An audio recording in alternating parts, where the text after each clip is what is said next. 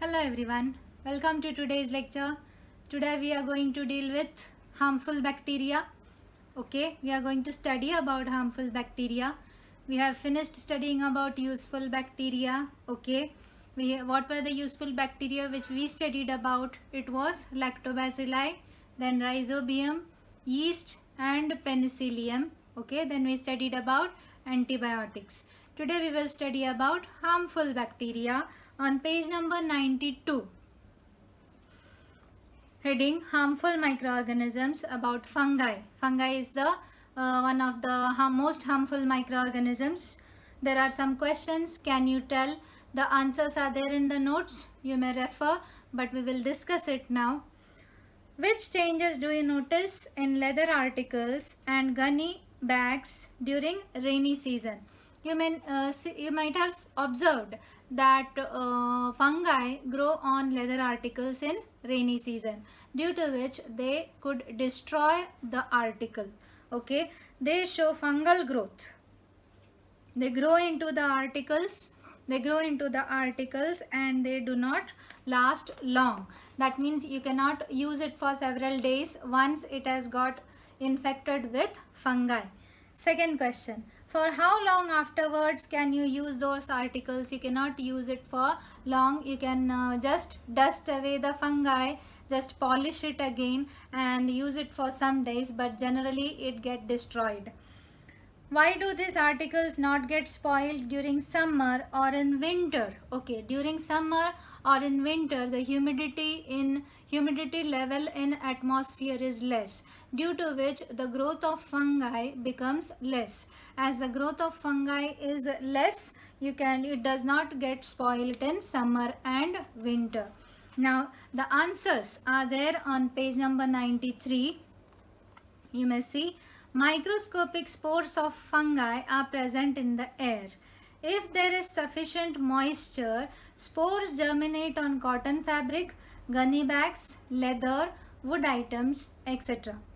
The fungal hyphae, that is fibers of fungus, you may underline that. It is a fill in the blank or an objective question.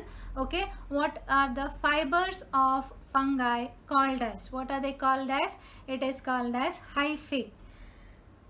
Penetrate deep into the material to obtain nutrition and to reproduce. This causes the materials to wear and become weak. Wear means to get destroyed. As a result, gunny bags, leather items like shoes, purses, belts, etc., on which fungi have grown do not last long. Wooden items also get spoilt. So basically that is the answer for those three questions which have been given. Now the next, think about it. Sometimes you may notice a black powder or white discs floating on the pickle of murabba when a jar is opened after a long time.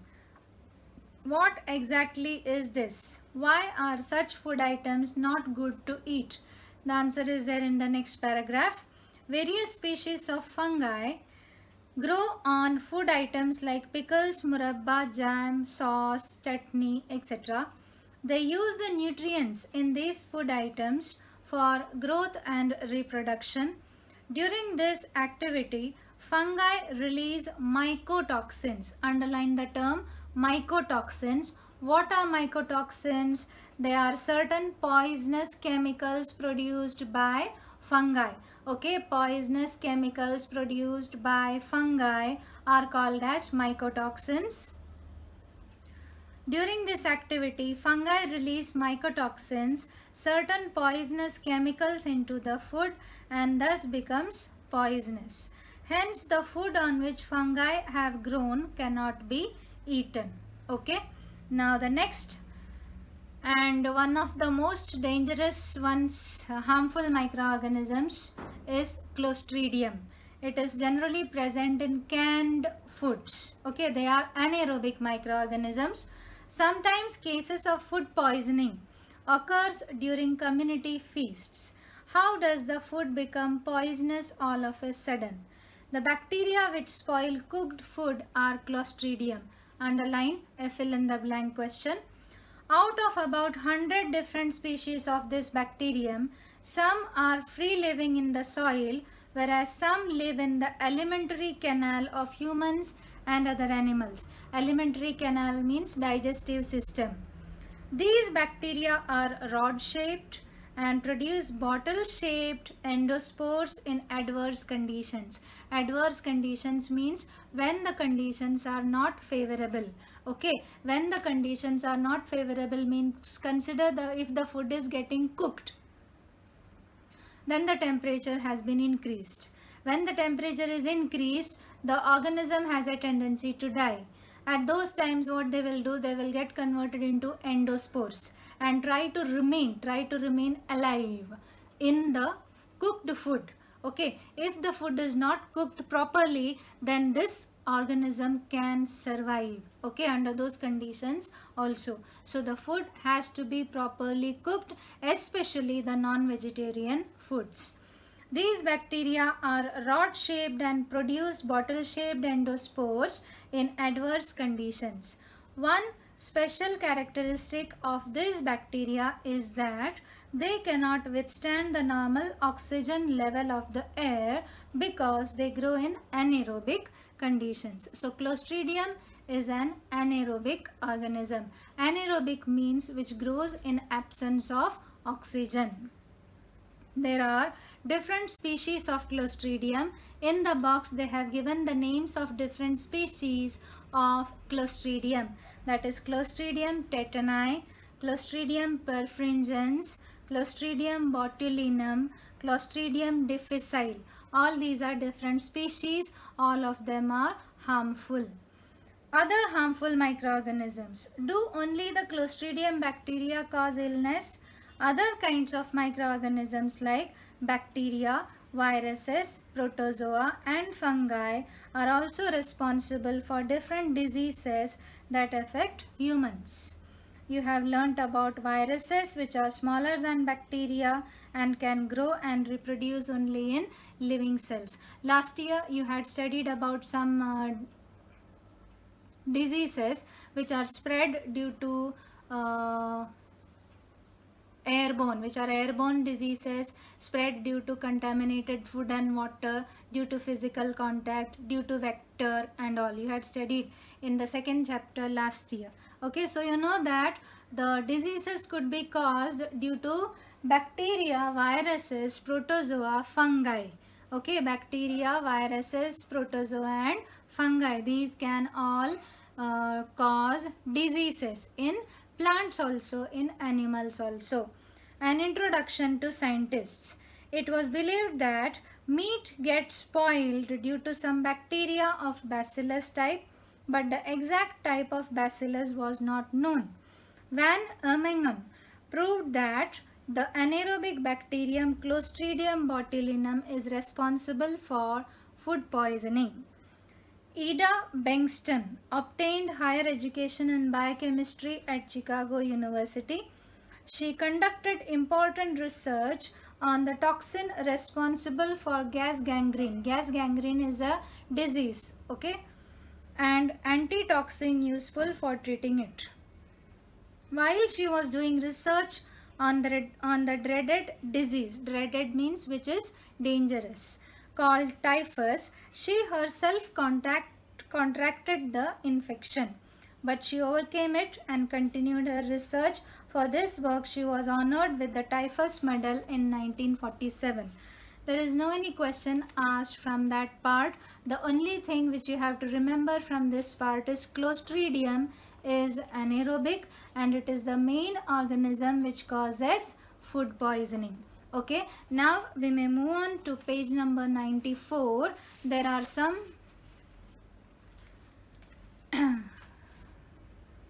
diseases which have been given, the pathogen which is causing the disease, the mode of infection and the preventive measures. We will go through it. The first one is AIDS. The pathogen is a virus. They haven't given the name of the virus. They have just given whether it is a virus or a bacteria or a fungi or a protozoa. Okay, so in case of AIDS, it is a virus. Mode of infection: through blood and semen of the infected person and milk of mother suffering from AIDS. Now what is semen? Semen is a fluid which is given out from the human male body. Okay, human male body. Preventive measures: safe sexual contact, avoid reuse of needles and injections. Okay, this is asked. The mode of infection and the preventive measures. Hepatitis, it is caused by a virus. Mode of infection is contaminated water and food. Contaminated means which contains unwanted microorganisms. Preventive measures: clean and filtered water and proper storage of food. Next is influenza, generally known as flu. Virus, the pathogen is a virus. Mode of infection is contact with infected person. Preventive measures: personal hygiene and avoiding contact with infected person. The next disease is measles and chicken pox. Pathogen is a virus. Mode of infection is contact with infected person. Preventive measures: vaccination, uncontaminated water and clean food. Next is bird flu or swine flu. It is a virus. Mode of infection: contact with infected birds and animals. Preventive measures: personal hygiene, properly cooked meat. Okay. Next is dengue. Pathogen is a virus. Mode of infection is mosquito bite. It is spread due to mosquito bite. It is not caused due to a mosquito. Preventive measures: cleanliness of surroundings, preventing stagnation of water and mosquito control. Stagnation means a collection of water at one place. Pneumonia, it is caused by a bacteria. Mode of infection: droplet spread in air by infected person. Preventive measures: vaccination, about avoiding contact with the infected person. Next is leprosy. It is caused by a bacteria. Mode of infection: long-term contact with infected person. Preventive measures: avoiding contact with infected persons and their belongings. Next disease is cholera. The pathogen is bacteria. The mode of infection is contaminated food and water.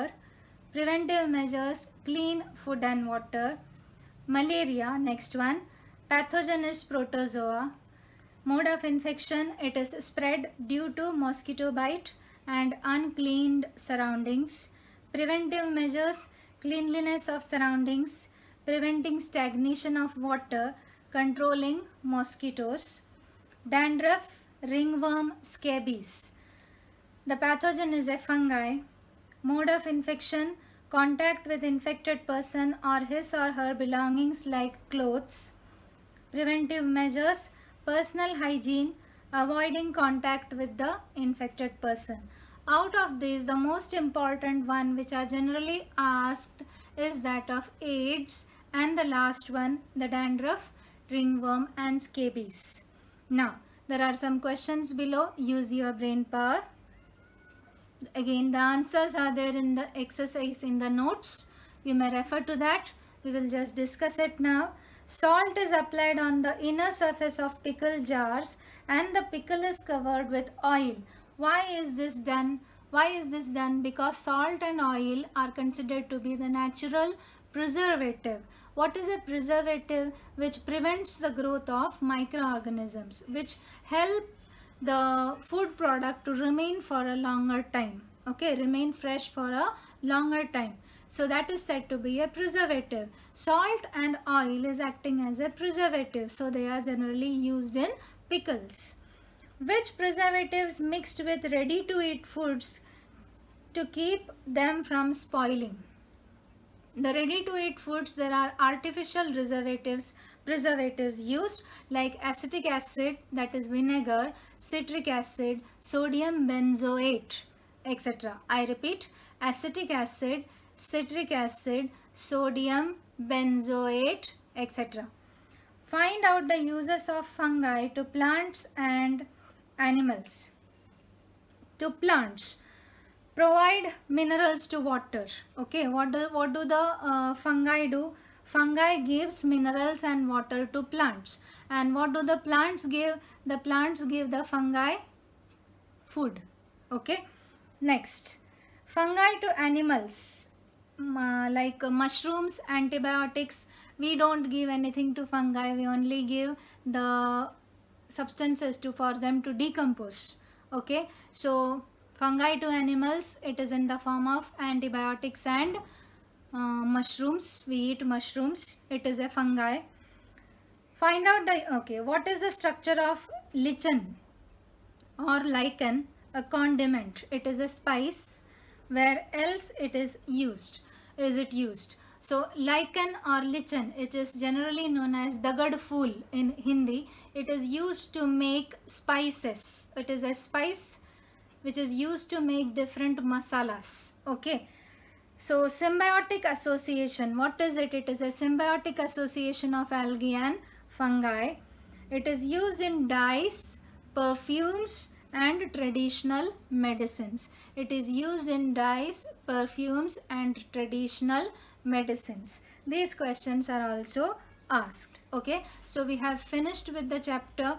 This chapter is important. Okay, from this, the most important is the symptoms, not the symptoms, the mode of infection and preventive measures of ringworm, scabies and dandruff, okay, and that of AIDS. The question is there in the exercise, and the give scientific reasons from the exercise, that is, foam accumulates on the surface of dal kept for a long time in summer, and why are naphthalene balls kept with clothes to be put away. Okay, now these questions are important from this chapter. Okay, so hope you have understood the chapter. You may read it several times. If you don't understand, you may ask. Okay, thank you.